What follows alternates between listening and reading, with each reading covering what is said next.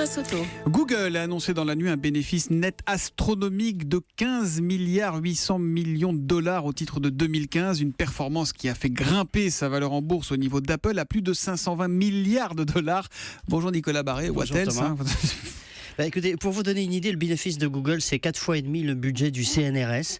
Et sa valeur en bourse, la valeur en bourse de Google, équivaut au PIB de la Suède. Si Google était un pays, ce serait la 20e ou la 21e économie de la planète.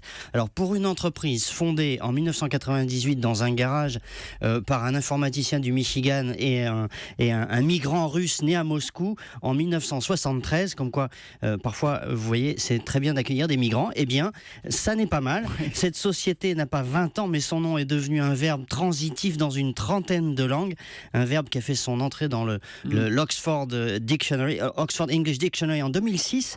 Et si je google votre nom, Thomas, je trouve 4 750 000 résultats en 0,26 secondes. Vous me flattez, mais c'est quand même pas la seule raison pour laquelle Google vaut 520 milliards de dollars en bourse aujourd'hui.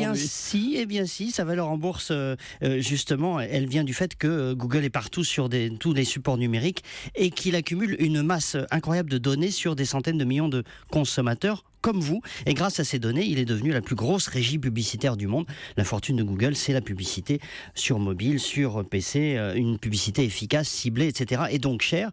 Et c'est grâce à cette fortune que Google peut aussi développer tout un tas d'autres services comme l'intelligence artificielle, investir dans la santé, développer la voiture autonome, etc., etc. Bon, et le côté obscur de la force, le revers de la médaille, Google est quand même connu pour être le champion de l'évasion fiscale. C'est vrai, et le fait d'être au sommet l'oblige encore plus à rentrer dans le rang, parce qu'effectivement il est dans le collimateur des États, de Bruxelles en particulier. Ce qui était toléré plus ou moins quand Google était encore une start-up devient évidemment inadmissible pour un géant de plusieurs centaines de milliards de dollars. Pour que le mot Google ne devienne pas synonyme de fraude fiscale, le géant californien doit devenir un bon citoyen. Il a encore quelques progrès à faire. Et d'ailleurs, si vous voulez vous en convaincre, il suffit de taper Google et tax evasion et ça vous donne 3 220 000 résultats.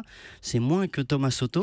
Allez savoir pourquoi, mais quand même. Parce que moi je paye mes impôts, monsieur. L'édito éco de Nicolas Barré, directeur de la rédaction des Échos, c'est tous les matins à 8h10 sur Europe 1. On connaît pas le patron de Google, c'est qui ? On connaît pas son nom aussi ? Alors c'est un Indien dont j'ai oublié le nom. On va le trouver. Voilà. Merci Nicolas Barré, à demain matin à 8h10. Alors.